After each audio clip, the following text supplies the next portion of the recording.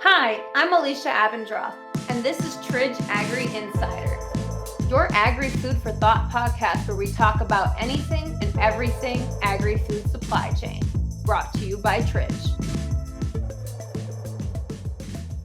On today's episode of Agri-insider, Louisa sheds light on the critical role information and collaboration play in shaping the future of the agri-food industry. As head of media and research at AgFunder, an agri-focused VC, Louisa embraces the principles of journalistic integrity, making sense of vast amount of information to deliver truth to the industry. Her high-level views on topics such as investor money, cancel culture, and food tech trends are definitely worth the listen. Hi, Louisa. It's so nice to have you with us today on Agri-insider. Welcome. How are you doing this morning? Yeah, great. Thank you. Thanks very much for having me. It's a complete pleasure. Well, we're really excited to actually speak with you here at Tridge and at Agri-insider.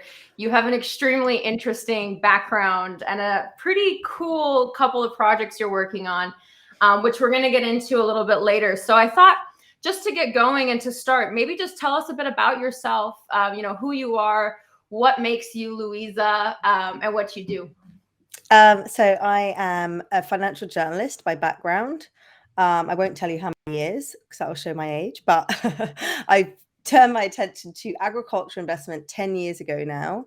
So I was covering different markets, sort of equities, bonds. I lived in Asia for a few years, worked at the Financial Times, and I was kind of transitioning back to the UK for a short period, looking for my next job, and there was an opportunity to be the founding editor of Agri-Investor, which was the first publication ever to focus on investment in agriculture for this company called Private Equity International. And as soon as I looked into the sector, I was just immediately kind of hooked and super excited about it. So I did that for about 18 months and then joined AgFunder in 2015. I moved out to the States for a few years. Moved back to the UK since then, and here I am back in London. Fantastic. So your official title is a financial journalist, if I understood correctly. Well, that's my career, yeah. My title at AgFunder, I'm now the head of media and research. So AgFunder has 3 departments. One is investment, and we have venture capital funds. One is our engineering department, where we are using code to help source deals. And then the third one is our content and community, and that's our AgFunder News, our news site, and our research platform. And that's what I run. Amazing. You run the actual news and insights platform, and we'll get into some of that a bit later. But I wanted to back up a second. So you had discussed, or you were mentioning that you kind of found agriculture. I guess agriculture found you, and you found the industry extremely exciting, and it kind of grabbed you in. What was it back then when you made this career move into agriculture that kind of drove your passion or got you excited about the industry? Yeah, I think it was because it was actually something tangible. I mean, I know that a lot of people, agriculture feels like it's a million miles away from them. But when you actually start to just dig in slightly below the surface, you realize, obviously, this is how we eat every day. And this is relevant to the whole world, and there's so much that's important to it: climate change, geopolitics. I mean, just absolutely tons of other factors are influencing what happens in this industry. And having come from writing about kind of the stock market and bonds, where it's like deals based, and it kind of became a bit repetitive. You'd have a different name on it, but it would be kind of similar kind of type of reporting and so on. This just was just so exciting, and I just couldn't wait to talk to my family and friends about it and so on. And they all thought originally that I'll be writing about fertilizers. I think when they thought about agriculture reporting, they're thinking about commodities, pricing reports and so on. And I get that that's what they thought it might be, because I was, did come from kind of a trade journalism background. But yeah, I mean, it was just so exciting immediately. And even in the beginning, I was writing about investment into farmland, and it wasn't necessarily the tech piece, but I still, it was just at the end of the global financial crisis, and the lack of correlation between agriculture assets and farmland with public markets was super interesting, because it sounded defensive. So it just sort of made sense for me to dive in there. And then here I am 10 years later. Still here. So Still here. yeah, thankfully. Would you say that those kind of same, I guess, and you talked a lot about, some of the macroeconomic events happening at the time. Would you say that those same factors or I guess passions even are still what drive you to get up in the morning today, or has that changed for you slightly?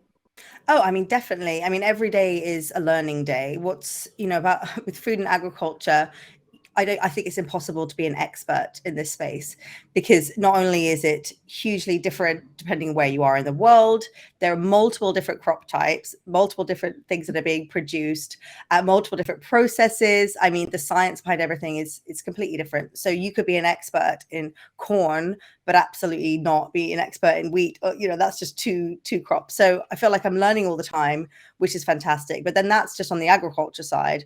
And then if you flip to the technology side and look at all these amazing new innovations that are coming through that are constantly changing, and things look so different today than they did 10 years ago on the technology side. So it just keeps on going and keeps on bearing new fruits for me to learn about. But I mean, I would say, that does, obviously gets me up in the morning, but also working with nice people and chatting to my great colleagues and being in industry, being in a job where I can just talk to people all day if I want to, ask lots of questions. And just generally enjoy the industry. I think it's a really nice place to work. I agree with you. I think, I've met some of the most genuine and just also clued up people in my life through agriculture. I think there's some really brilliant and just versatile minds in this industry. So that really resonates with me. The agriculture industry definitely has a few gems in it, like yourself, that deserve spotlight and are just fun to chat with. Like you said, I mean, you could just go on and on. There's so many topics and so much learning we can do from each other. So tell us a bit about AgFunder. What do you do as an organization? Where are you guys kind of positioned in the agri-food space? Yeah, so we are a venture capital firm. We were born online. So 10 years ago, our founders, Rob Leclerc and Michael Dean, wanted to essentially bring more investment into food and agriculture, as well as promote kind of innovation that was taking place in the industry. It was very, very nascent, and we were seeing a lot of innovation going on in all these other industries, and not particularly in agriculture. But so they realized that they needed to educate people about this opportunity that was in the space. So they created the media platform, including AgFunder News, to be like a tech crunch for agriculture, realizing that would kind of get people excited and showcase what was going on. And that's kind of where I came in to run that and to build that out. And then a few years down the line, we then decided to start launching venture capital funds. And our first funds actually were micro funds, and we out to our network that we built through the news, through the newsletter. We had a network, I think around then, of about 50,000 subscribers, if I'm not mistaken. And we went out to them, and a lot of like entrepreneurs in the space, executives from the large food and agriculture companies who'd been reading us, who'd been speaking with us, they all threw in a bit of money for the first funds, and it all really kind of got its start there. Things have absolutely kind of snowballed since then, and so we are currently about to close our fourth fund on $100 million. So very different from that first one, which was about 2 million. So yes, our primary business is venture capital, but as I said, we have this media and research arm. We produce research reports all about investment into agri-food tech, which is all ag tech and food tech. We have partners that come on board for those. We have our news platform, and then we have this quite involved engineering department as well. But the primary business is venture capital. And I think for a long time, people didn't necessarily know that, but I think they probably do today. We've made about 60 investments globally. 60 investments globally. Okay. So what kind of projects are you at AgFunder working on? I mean, well, I guess before we go into the projects you're working on, where is AgFunder placing its money at the moment? Just kind of high level. Yeah, good question. So, I mean, it is everywhere. I mean, it's all farm to fork. So our funds have really invested, all the way from soil microbiome research technologies up to quick service restaurant kiosk technologies. So it's really everything in between. Some of the key themes that we are excited about today include food as medicine, looking at ways that the plant kingdom can help to, aid in certain disease. We've got one company called Brightseed that is doing that with some chronic illness like diabetes and fatty liver disease. They've discovered these phytonutrients within everyday crops like black pepper that can aid with those. Another one is looking at the way that food can impact cancer and the growth of tumors, and how a prescription of certain food types could actually help the success rate of treatments like chemotherapy. It's amazing. So certain foods could help a tumor grow or shrink. So food as medicine is very exciting, and I think it's actually still quite a small category. Decarbonization, I mean, that's obviously a lot of people are focused on that, but there's a very big link between the agriculture industry and carbon emissions, both on the emission side and the potential on the sequestration side too. So there's a lot of different approaches on carbonization, artificial intelligence across the board. Let me think. Oh, robotics. I mean, we've made quite a few investments in the robotics space. We actually had one of our first exits was in robotics. A company called Bear Flag Robotics was acquired by John Deere for $250 million. So it's like one of the biggest exits in our industry, which is very exciting. And there's just, very clear reasons for needing robotics, the labor challenges globally, but it also could be seen in many ways as a climate technology if it's helping to farm more precisely. So those are just a few, but I mean, it really is farm to fork. Brilliant. And congrats again on your most recent funding round to you and the team. That's amazing. So let's get into what you do. So we've got the funding arm, you're sitting in the media arm, you've worked on some really amazing projects. I mean, I love your work. I love following AgFunder. I think it's a great tool to use to stay up to date, especially on the innovation space. Maybe just highlight a little bit, what does your day-to-day look like? And then I also have some questions for you on some of the more specific content you've released recently. Oh, great. My day-to-day, I mean, it's a bit sort of mental at the moment. I feel like I'm pulled in many directions. So currently we are working on our Africa investment report. That is coming out next week.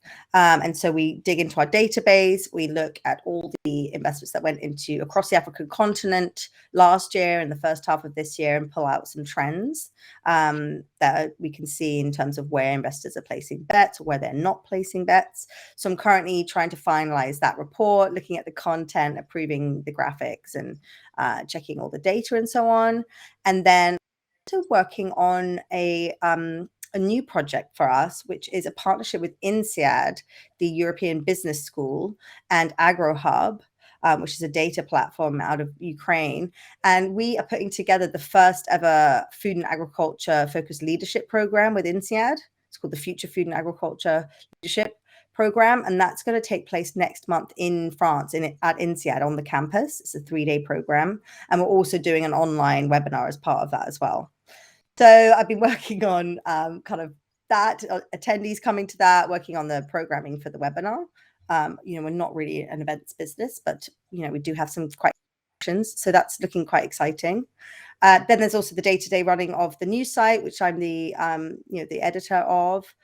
I have 2 fantastic reporters that work for me, Elaine Watson and Jen Marston. So they pretty much are self-sufficient. They're fantastic. But if they ever need me to come in and check everything, everyone edits each other. So just making sure things ticking along nicely there, which it usually is. And then, it might be, I've just heard from someone on our investment team that they've made a new investment. We never actually know about investments until they've actually been made. And we try to kind of keep that sort of Chinese wall.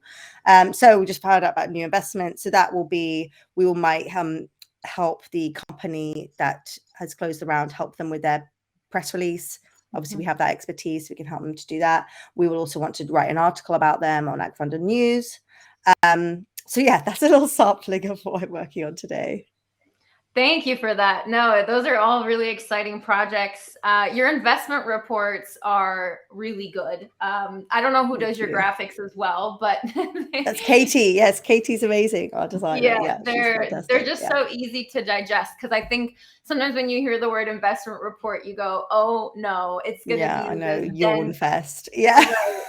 But you actually create some pretty easy to digest content with some great imagery and little blurbs. Well, we had an update actually on the design a year ago. So it was the Africa report last year, which was the first time we had that new design. And, sometimes when you're like in the weeds of producing these reports, and we were doing it all ourselves. I mean, we were just doing it in PowerPoint before. So having done that for 7 years, just doing it like that, it was definitely due a refresh. But you just kind of, once you're in the weeds, you're working with the data, you're working on the insights, you just don't have the brain capacity to then think about how to analyze it. And I'm just so glad that we've been able to bring that recently. It's great. No, it's great, especially because we're in such a competition for attention nowadays. So, even in agriculture, you have to make things easy to digest and read. So speaking of kind of investment reports, you recently released your 2023 Agri-Food Tech investment report. In the report, and I just pulled this fact, you stated that global agri-food tech funding totaled 29 billion in 2022, a 44% year-over-year decline. Can you shed a bit more light on why that is? Yeah, I mean, this is not unique to food and agriculture technology. So this happened across technology sectors. There was a decline around that kind of mark, 30 to 40% mark. And it's based on correction in valuations largely. There was, a lot of cheap money for several years that were pushing investment sizes up. And 2021 was a record-breaking year, again, across all sectors. In agriculture, in food and agriculture, was nearly $52 billion of funding. But then, you've had all these kind of macroeconomic pressures like the Ukraine war, inflation, continued supply chain disruptions from COVID, which has kind of created this unusual situation we're in now where, it feels like we're in a down market, but not necessarily a depression. It's a kind of tricky one there. So I think a lot of venture capitalists are just becoming more cautious. They are being much more conservative about the valuations. They're much more focused on profitability. So we've gone from this era of growth at all costs. So just throw them loads of money and they spend all of that money on just growing. So that doesn't necessarily mean growing profit. It means kind of just growing their market size or growing their reach, growing their customer base, and then kind of focusing later on bringing in the revenues. That's shift now, and a lot of investors now are wanting to see revenues as soon as possible. So they're just being more cautious. So the deal sizes were smaller, but there were also fewer deals were closed. We started to see failures now coming in as a result of that. Companies are going out of business because they're actually unable to raise funding rounds. Certainly not at the valuations from before, but maybe not even at all. Maybe they just haven't shown the traction for kind of the stage of maturity they're at now. So so it's an interesting time. I mean, it's never great to kind of write have a sort of negative headline like that, but I think it's actually going to be a great thing for the industry. I think some more realism is very, very important. And in this industry, it's very, very hard to disrupt or transform such a staid and kind of traditional industry. I think it's proving a little bit harder than many thought potentially. But I think this is a great thing. I think it's going to be more discipline and companies are really going to focus on adding value. So is it safe to say that you think that, a bit more, and I had someone on and it's reminding me of them a couple podcasts ago. And he said, entries to barriers to entry are actually a good thing. They they weed out the people who actually are there for the right reasons and who are actually going to pull through and make something happen. Right. So kind of what you're describing is that dynamic as well as, you're not going to just get investment by putting together a nice pitch deck and having a good story, right? It's now going to actually come down to, can you execute? Can you become self-sufficient? Can you actually bring impact to the industry? So even though, and again, you come from also finance background, decline is like this no-go word, right? We don't like to hear that, but it's sounding like in the midst of decline, there could be some silver linings. Yeah, exactly. And I think that's a really good point that your guest made. I'm trying to remember something that was shared on our company Slack, but it was around kind of going after mediocre, realistic sort of expectations in terms of your business. There's way more competition there. Whereas if you shoot for something completely unrealistic or completely hard to reach, many fewer people are going to be doing that. And that's where you can have real success. I think so, weeding out mediocrity. I think you're absolutely right. Yeah, so a very competitive landscape is what it sounds like as well. So time to really roll up the sleeves and double down on what's been working, and we can get into kind of what you'd recommend for some startups maybe down the road. But one thing I wanted to touch on too. So you talked about the high level trend of decline. We talked about there's those still being a lot of opportunity in that space. And that also being an opportunity to perform and essentially stand out from the mediocrity. Are there any sectors though, or subsectors, let's say, in the kind of food agri space that are actually gaining traction despite this general decline? Yeah, so last year, there was an increase in 4 categories, which are all kind of climate related. So I mean, guess no surprises there. And I will say that actually on the global multi-sector sort of VC stage, climate tech investing did increase in 2022. And so those areas were novel farming systems, which includes indoor agriculture, which is quite surprising. And I'm not sure if we're going to see that trend continue this year, because there have been quite a few failures there. That category was certainly in a hype cycle.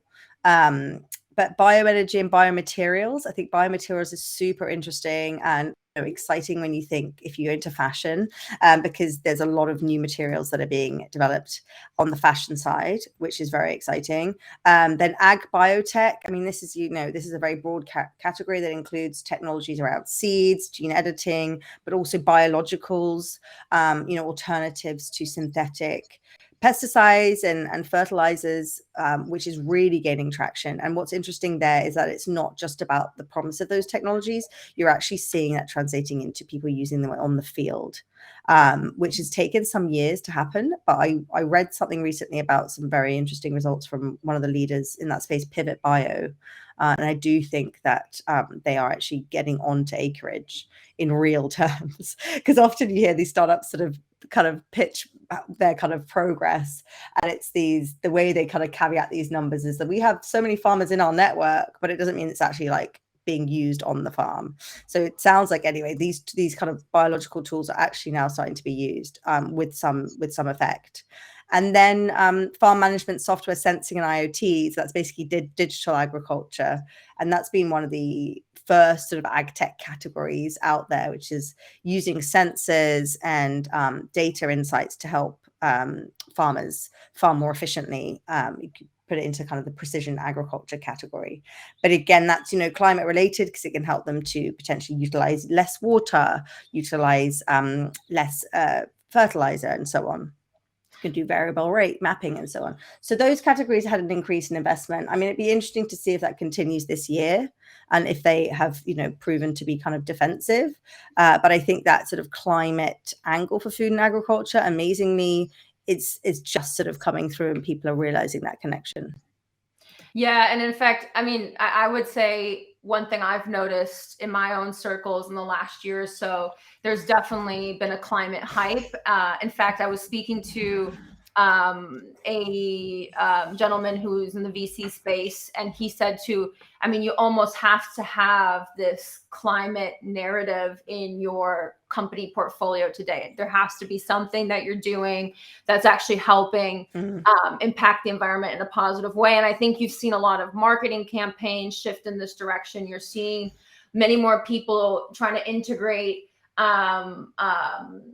climate narratives into climate initiatives into their companies. And I mean, I don't know what to think of it. Sometimes I think it can be so far-fetched. I mean, people go 10 steps around the block to try to make make these connections. But what you're describing is the cause of it, right? People follow where the money is, and if the money is going to climate-related investments, it's no surprise, right, that they're going to be adding these dialogues. I know what you're saying about people pivoting into climate, and it's been quite sort of frustrating to see in many ways. You're absolutely right. Greenwashing is essentially what it is, calling yourself a climate tech tool when you are not one. So yeah, that's something to kind of watch out for. But I mean, something I've been slightly disappointed about is I've seen a few companies, maybe on the media side or the investment side, broaden out their scope to be more climate. And it makes me feel like they're just not getting enough traction, whether it's investment or customers, with it when it's just focused on food and agriculture. And one of my kind of bugbears is that this is still such a small industry. I mean, certainly it's grown. Okay, $50 billion of investment last year, that, the year before, that's a lot of investment. That's great. But last year, it was the same amount of investment that went into crypto startups. And like, what is the, think about like the difference in terms of impact and relevance to humankind. Why is it still so small? And I do worry about that, because in the beginning we kind of saw exponential growth in the first couple of years, but then it stopped being exponential. I'm talking about in terms of investment. So yeah, I don't really know what the reason is for that. I wonder sometimes if it's quite complex, or it's a difficult one to assess. You don't have very core customers in each situation like consumer technologies do. Maybe it's hard to value. I mean, it's so diverse, as I mentioned to you. What's going on in corn is different to what's going on in wheat or whatever. So that doesn't, I'm not really kind of doing a service to investors out there. I'm sure they're all very highly intelligent and could get a grasp of this topic, but maybe they just don't have the appetite to, and it's easier to be investing in other markets. I agree with you. I think, and I don't know if you have any kind of historical data on when even any investment started flowing toward agriculture, because I remember even 10 years ago, it was pretty tough to get people to turn, investors or VC space, to turn their head toward anything agri. And now, at least you're seeing, and a really good case study for this is I was at an event in Frankfurt a couple of months ago called Future Farming, and Frankfurt is the finance capital of Europe, right? And the fact that we had a ag tech event, Future Farming, in the finance capital of Europe, that kind of gave me goosebumps, because I thought, well, this is a sign, right? Finally, this sector is kind of gaining traction. But you're right. I mean, I think it's a completely new trend, and maybe it's just, maybe climate's helping it become trendy. So maybe we have to thank some of the sustainability push that's happened in the last 2 to 3 years for more agricultural investments. But you're absolutely right. What you said about, this is the industry that is so critical for humankind. Why is it getting the same amount of investment as crypto, which is also critical? I mean, finance is critical as well, but it doesn't, none of this functions without full bellies and a functioning planet. So I do think sometimes, and I ask myself this question as well, how do we recreate the narrative around agriculture so that it does become a more interesting industry to be in, despite, a lot of the things that probably were off-putting, like the fact that, you're dealing with Mother Nature, and Mother Nature is extremely volatile and you can't control her, right? It's not a closed system. So, I mean, there are sectors that have grabbed the sort of more general public interest, such as alternative meat and indoor, vertical farming. But then they got into these hype cycles and money flooded in. Some call it dumb money. I think that's a bit rude, but maybe it was dumb money. But imagine a lot of like venture capital kind of sheep all running into these deals, pushing these valuations up. And at the end of the day, it was too early. Like, they weren't good enough. And these products came out onto the market, and consumers tried them, like loads of consumers tried them, but ultimately they weren't sticky. People didn't want to carry on eating them. They had terrible aftertaste, or too salty, or that's my own personal experience with a lot of them. And then similarly with vertical farming, I think a lot of money went in, and it was super exciting, and it was kind of sci-fi, and it felt like something that you could control. So I think that was probably interesting in terms of venture capital, because you could kind of predict out these growing cycles are going to be so much quicker than they would be in outdoor agriculture. So you can kind of see how revenues would come in and so on. And iteration cycles could be quicker, but ultimately the economics was still far away.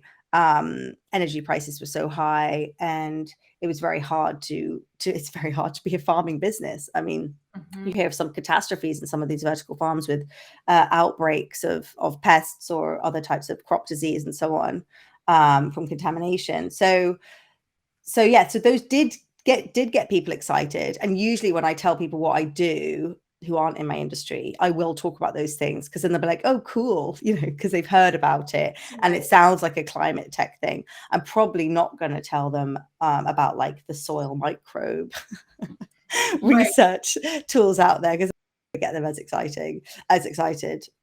So yeah, I mean, I think we're getting there, but I just still am amazed that there's not more people that want to come into this industry. Yeah, and it's like you said, the iteration cycles, the scalability, those are the things people look for. And one thing I talk about in a lot of circles too is how do we kind of create some of that systems level change, because sometimes the system that we've created incentivizes great things, but doesn't always incentivize correctly. So I think part of the answer to what you're stating as a problem, right, is going to be in kind of a systems level restructure or something, looking at what are the real problems in agriculture and how do we still incentivize some sort of solutions for them.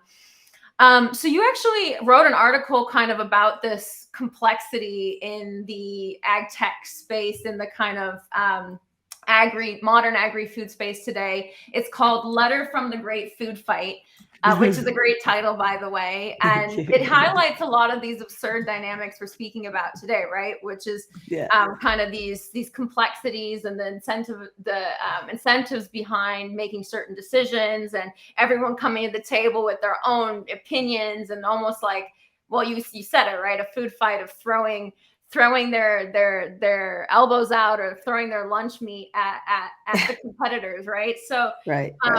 Can you just shed a little bit more light on that article? I mean, what was kind of your key takeaway when you wrote that? And I think it probably has a lot to do with what we're talking about currently. It was an interesting article. I've had like mixed feedback on it, and I think almost was probably like too nuanced to kind of put out there, because I think some people misunderstood what I was saying. It's absolutely not against competition. I mean, competition is in human nature. It's in the natural world. Everyone competes for food, for mates, whatever. I think competition is highly important to progress a society, not just in business. So first of all, it's not that, but I think it's about kind of civil debate, and it's also about it's about cancel culture. I think cancel culture has basically found its way into the agri-food tech industry, and whether you are on the organic side of things, the regenerative side, the indoor ag side, the plant-based meat, livestock industry, regen ag, everyone's kind of coming at things from different angles. And I've just noticed this discourse online, and particularly on LinkedIn, but it's also, in person and verbally too, where people are so impassioned that their approach is the only right approach, mutually exclusive, that they will not listen or engage with other people. And I think it's just unhelpful when you're looking at such a massive and diverse industry, as I've said, that there's obviously space for multiple different approaches. And it's also so early on in the discovery and look at some of these, that to kind of completely count them out feels unsensible. And so looking at the unintended consequences of certain technologies too, and having that kind of blinkered vision of this is the only way things are going to be, I think is unhelpful. So it's it's really cool for everyone to kind of be more open-minded and actually engage in debate and discussion with others, because I actually think from those conversations you never know what it could spark. And often, as you see, is one man's waste is another man's treasure, and so on. So you might actually have people collaborating from opposite sides of the spectrum. Maybe it's the livestock industries collaborating with the cultivated meat industry. So yeah, that's basically where it was. And a lot of people, I've been having this conversation with people, and people are just getting so fed up with how people were behaving towards each other, and just so aggressive. And another thing I was thinking was, and again, I don't know, it's just a hypothesis, is that maybe you sometimes have people from outside the industry looking in and like seeing all this crazy infighting, and then they're like, okay, I'm out. Right. I'm not going to dive in. I'm not going to get involved in this. Like, they don't even seem to know what they're doing. So so that's kind of where it came from. I mean, maybe it's a bit naive, but I think that people can should present themselves better, honestly, and be more open-minded. No, and I think it's because, and I think, I mean, when I step into like the tech space, you almost get this like tech guy, right? I mean, everyone has them in their mind. But when you step into agriculture and ag tech, it's like this complete contrast between what farming is. I mean, I grew up on a farm, I worked on a farm, right? Like, I've met the people who are actually making this industry happen, feeding the world, right? And then what the tech guys, see in their perceptions of the world. And I mean, that alone is this extremely big tension point. And then you've got things like these traditional industries like dairy, which have been around for hundreds of thousands of years, right? And then suddenly we've got almond milk coming in the market, and and these are just really blatant dynamics. But I think there's a lot of tension here, and I'm glad that you wrote this article, in the sense that I think people do need to kind of overcome their biases in this industry and start to come to the table and kind of, like you said, learn from each other, and create an environment of open innovation, because it's critical. I mean, they just need to be realistic as well. I mean, if you are a dairy farmer, and it's a very, very hard industry to be working in. Some hats off to you if you are, but you have to come to this realization that there is a decline in demand for milk in many parts of the world, and it's not necessarily that they're being replaced by the plant-based alternatives. By the way, I think people are just generally drinking less milk, having less cereal, or whatever it is. But I think it's just, you got to, whatever sector we're looking at, you got to just have this realism that things are changing and things are shifting, and that's not necessarily a bad thing. And I totally understand, though, like of course it makes sense to be defensive of that, and I would be too. So it's very difficult for me to say stop being defensive of like your livelihood. Right. But I think there's ways to conduct yourself. You could still be defensive, but do so in a bit more of an open-minded manner. But again, maybe I'm being naive. No, and I think I don't think you're being naive at all. I think people should put out some concepts of the way they think the world should be, even if they're a bit utopian, because we want to make the world a better place, right? That's why we're doing this. Yeah. And it got a bit like personal for me in a way, because one of my reporters, Elaine, like it was like almost like every single article that she would put up on LinkedIn that she'd written about, someone would troll it just for the sake of it, because it was about the plant-based industry or something. She'd always get these few trolls. It's always the same. And they're not adding anything to this discussion. They're just being negative and nasty and trying to kind of cancel her. And then people are blocking each other on LinkedIn and so on. I mean, it's just pathetic.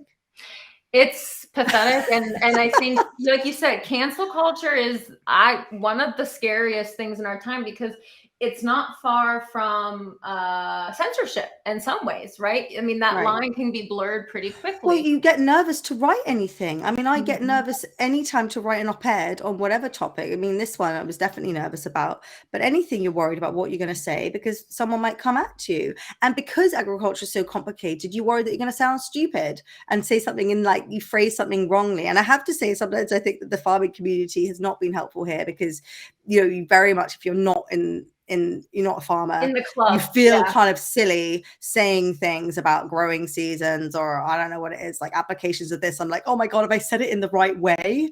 And I think, and people will like give you a funny look and say, oh, she doesn't know anything about it.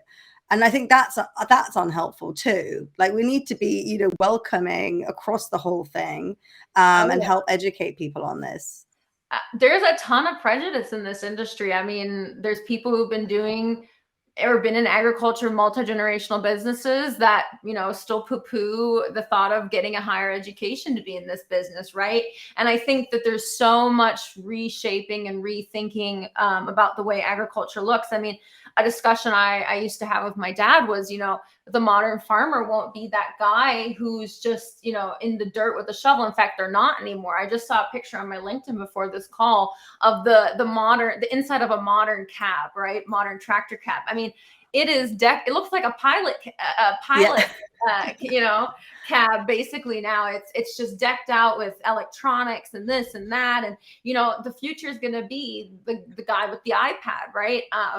So I think, or it already is here. That future is already here, right? So I think the industry is slowly catching up, but absolutely, some of these really, I've had this happen to myself as well. Some of these really traditional players, they don't always know what to do with something so new and avant-garde, and these changes kind of scare them, right? So this is a topic we could probably talk about. We could keep going. Yeah, I mean, I was just going to say, but I also totally get it from the farmer standpoint. You have these entrepreneurs from Silicon Valley knocking on their door, being like, "We've got a tool that's going to save the world. Right. You're going to get this," and they're like, "You literally have no idea what you're talking about. And you have no experience. This is the first time you've been on a farm." So I do get it from the other side. Right. Yeah. Yeah. No, and I think that's the biggest problem with the startups, coming full circle to what you were saying earlier about, why do people not invest, is because there is that big gap there. And at the end of the day, if you're trying to sell to farmers, it's not easy because they have already a massive portfolio of risk, right? They're managing a ton of risk. And if you come in, even if it's going to help the bottom line and do all these things, if they change their way of working to integrate, a new solution or technology, and then suddenly, I don't know, the funding dries up. These are the realities. They don't want to always take that risk, and with good reason, right? They're dealing with climate risk. They're dealing with payment risk. They're dealing with payment terms. They're dealing with shipments going wrong, and they're being claimed, right? It's a risky business. And I think, it is justified, some of those reservations. And again, it comes back to systems level change, in my opinion. We're going to have to look at how do we create new incentive structures to kind of fight some of these problems. Yeah, well, and that's where the collaboration piece comes back. And although I'm like, definitely think competition is important, collaboration is going to be important if you're going to have systems level change, because there's just so many pieces of the industry that will need to be changed. So I do think collaboration is important in certain aspects. Right. I agree. So, we've kind of already been talking about some of the trends that have you concerned in terms of, if we don't collaborate more, that could change the way the agriculture industry evolves. But, I'm sure you have other topics. This industry is filled with issues and kind of dilemmas worth discussing. Maybe there's some other trends that have you concerned at the moment. You have a pretty broad scope, so I'm sure there's something there. Oh, okay. I mean, gosh, yeah. I mean, so the health crisis globally, the obesity levels in countries like the UK and the US, chronic disease. Is it like 85% of Americans are deemed metabolically unhealthy? 85%. So I think our relationship to food is absolutely terrible. I don't necessarily blame the system. I mean, we fed the world, we've like decreased hunger in many ways, but the food is making them sick. And I think America really is starting to show. I mean, I lived there for 5 years, and my husband and I are feeling so much better just generally since we've moved back. I hear of a lot of people that move that go there on trips, and somehow the food is making them sick. And I'm not really sure necessarily what it is. I think, recently I've been on a bit of a journey myself with food and looking at what kind of foods impact me and which ones don't. And I have never felt better. I wake up in the morning and I don't feel sick. I wake up feeling good. So like there's so much that could be researched on that front. And I just find it quite a scary development, especially when you're seeing a lot of Americanized foods going to all parts of the world. So, which are displacing some more like local foods in parts of emerging markets. So that's a big one. I think diet-related illness is a huge concern. And then, I mean, obviously, we could talk about climate change until we're blue in the face. Obviously, what's going on there is a concern, and how we actually going to transition food production to better practices, and what is better practices. I still think that we don't necessarily know exactly how things should be done. I think there's kind of urgency to this work that people are bringing to it, but I think it's still very much early days in knowing what kind of food system we want to have looks like. Because even with regenerative agriculture, it's exciting. There's what someone said the other day, there's a wall of capital coming into regenerative agriculture, and a lot of corporations have kind of co-opted this as something they're doing. A lot of financial institutions have also got a lot of money behind this, and there's development of natural capital, and that's very exciting as someone who's tracked the regen movement for 10 years now. However, what that looks like, and is it actually being done in a way that is suitable to that exact place globally? Is it definitely going to benefit the local communities? Is it somehow going to be co-opted in a negative way by local corporations? And, I think there's some big question marks there. Sounds a bit conspiracy theorist, but you just kind of never know. And with an industry that is controlled by a handful of companies or 2 handfuls of companies globally, it's something worth kind of thinking about.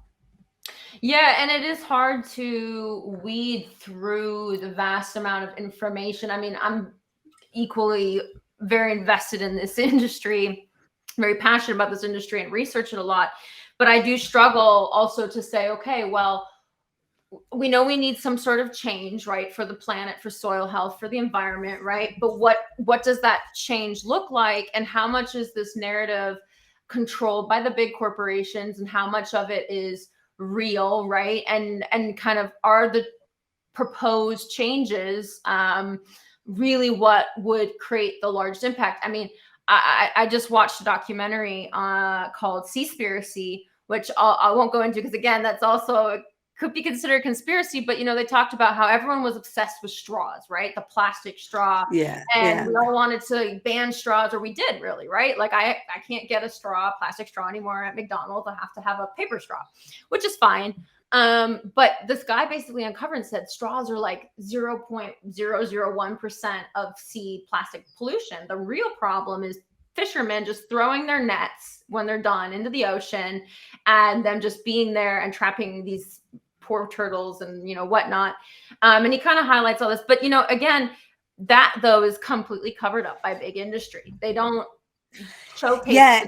Yeah, it's like, which problems do they kind of allow to be in the limelight? And they're like, right, we're going to get behind this. Yeah, I mean, I was in Spain on holiday this year, and we were taken out on a boat by this guy who'd been the captain of big fishing vessels for many, many years. And he says that the fish are just all gone. There used to be octopus on the rocks, and now they're like miles away out at sea, if you can find them at all. And it's because of all basically the dredging, essentially, and like scooping up everything from the ocean. And people don't talk about it so much. So yeah, they all get behind the straws, but they don't talk about that. Which is terrifying. So that's what I mean. Like, are we going after the right focus areas? Or is it just what's fancy or hyped up, or what's in the news cycle? The news cycle could be very helpful. And I was talking about, the public interest in vertical farming and alt protein, but a lot of that was media folks like me writing these kind of excited articles about these industries. But a lot of food and agriculture, it's not sexy, I suppose. So writing about dredging boats, is that gonna get people to read it? I mean, I don't know. So that's kind of coming back to that piece about this not being in the sort of people being interested in this industry as much as maybe they should, because that might limit how much we can get some of these more niche and kind of uncovered issues within the industry kind of out into the public. But that's why we need people like you and your team who are going to make it sexy, because, if you can find the right narrative around even the fishing dilemma, right? I mean, fishing is a form of farming. We don't consider it. Somehow fishing lives in its own space, but it's a way we eat. We all eat food or fish, or most people eat fish, right? It's a part of our diet.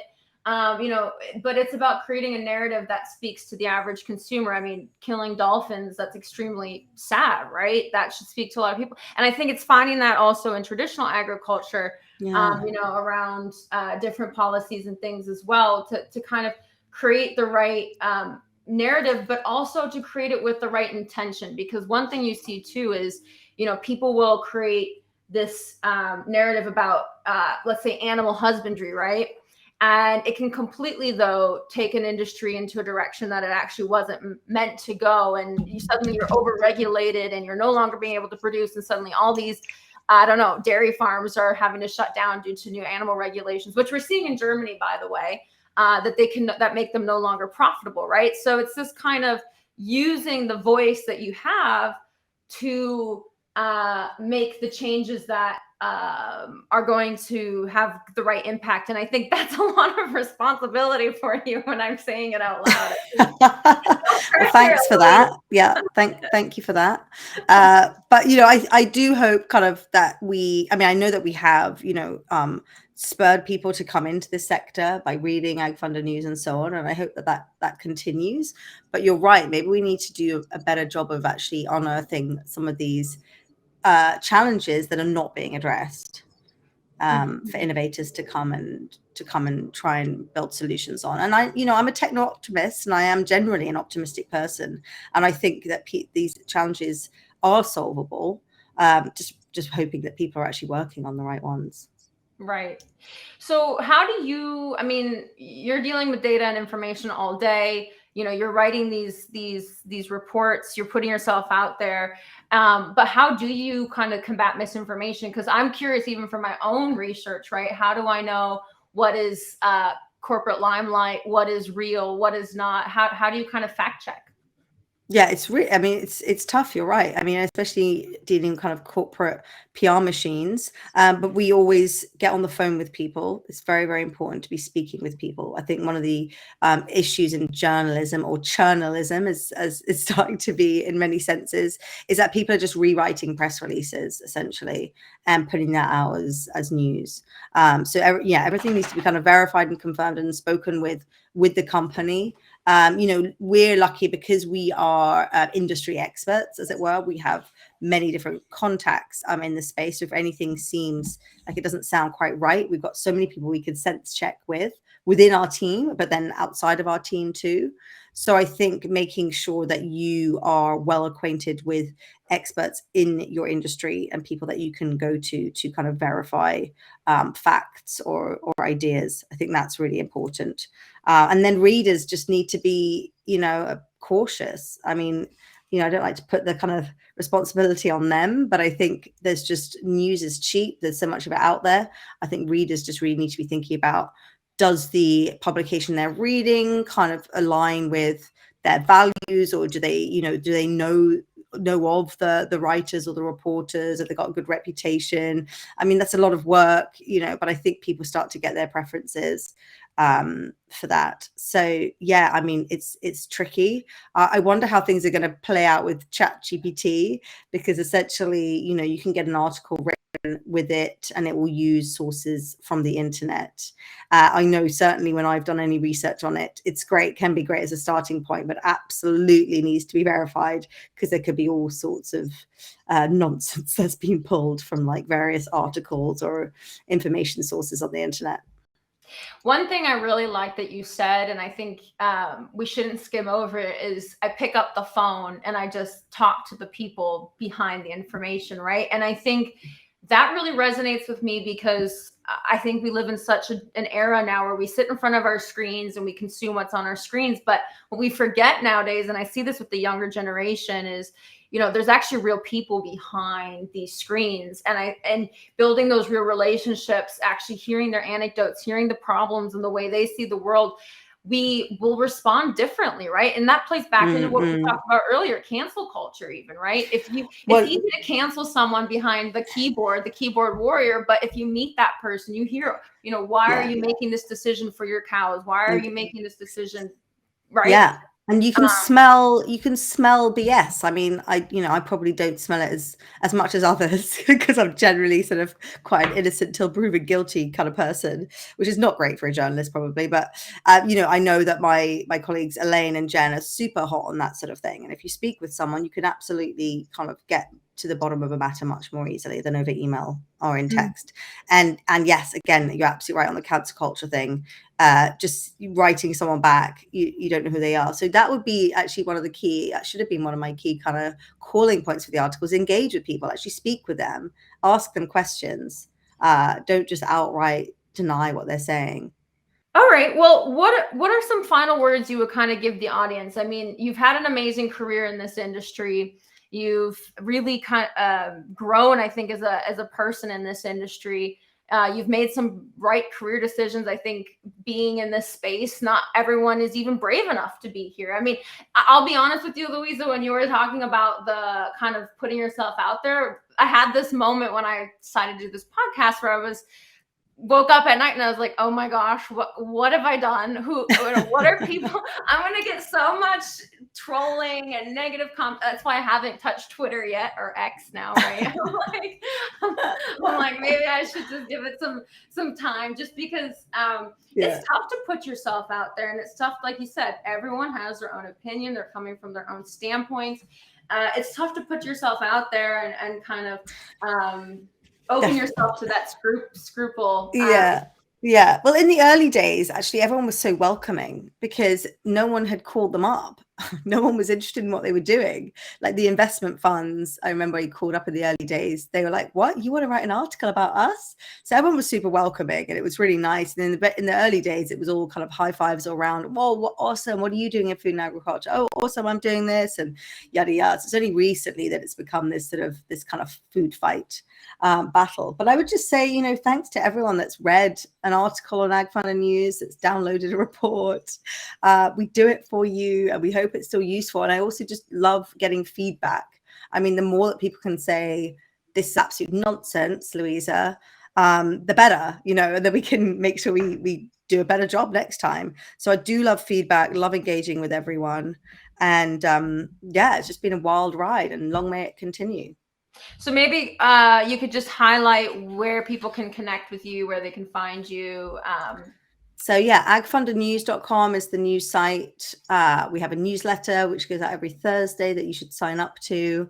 Then there's agfunder.com is the VC site where you can see about our funds and our investments. I'm also on LinkedIn, Twitter, although I don't really use that so much now, but I'm there. Or just email me. Amazing. No, it's been an absolute pleasure speaking with you. And there are definitely other topics we might have to unpack in another podcast. But this has been a great conversation so far. And I think you've really enriched our listeners with some great insights. Great. Thanks so much for having me. And no one troll Alicia, okay? Yeah. Warning. No trolling. Yeah, I'll be after you. Yeah. This podcast has been brought to you by Tridge, the leading global intelligence and networking platform for agriculture. Visit us at www.tridge.com to find out more.